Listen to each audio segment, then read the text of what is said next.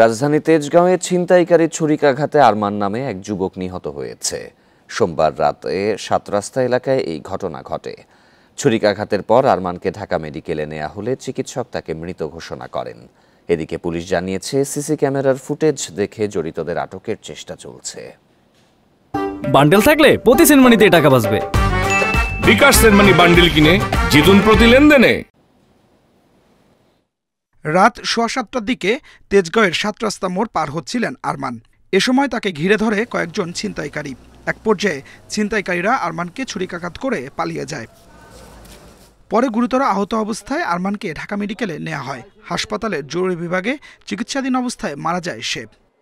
ওই জায়গায় ছিনতাইকারী ছিল, ছিনতাই করতেছে, তো কেউ আয়া বলে ওরে বলছে যে ওই জায়গায় ছিনতাইকারী করতেছে। পরে হয় দৌড়ে গেছে, যাওয়াতে বলে একটাতে নামাইছে, পরে ওইটা বলে পায়ে পার মারছে। ছোট মেয়েদের পুষ মাইরা মাইরা লাইছে, দুইটা পুলিশ দুই সাইডে থাকে। এখন আমরা লাশ লয়ে যাবো, ওনারা বলতেছে পোস্টমর্টম করব। কেন?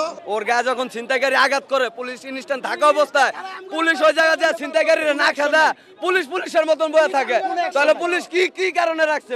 পুলিশ জানায়, তাদেরকে জানিয়ে একটি ছিনতাইকারী চক্রকে ধরতে যায় আরমান। এ সময় একা পেয়ে ৩ ছিনতাইকারী তাকে এলোপাথারি ছুরিকাঘাত করে।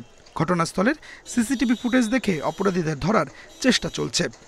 অতিরিক্ত রক্তক্ষরণে ছেলেটা মারা গেছে। যতটুকু জানতে পারছি, এই ঘটনার পিছনে ওই যে ও পুলিশকে ধরাই দিতে, কোনো আসামিকে ধরাই দিতে সাহায্য করছিল। সেই আসামিরা আজকে ওকে সেই আসামি আরো সহযোগী লোকজন সব 2-3 জন ছিল মোটরা, ওকে ছুরিকাঘাত করে।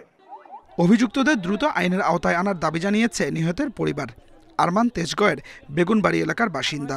তিনি ই-কমার্স প্রতিষ্ঠান দারাজের কর্মী বলে জানা গেছে। Adilur Rahman, independent news, Dhaka.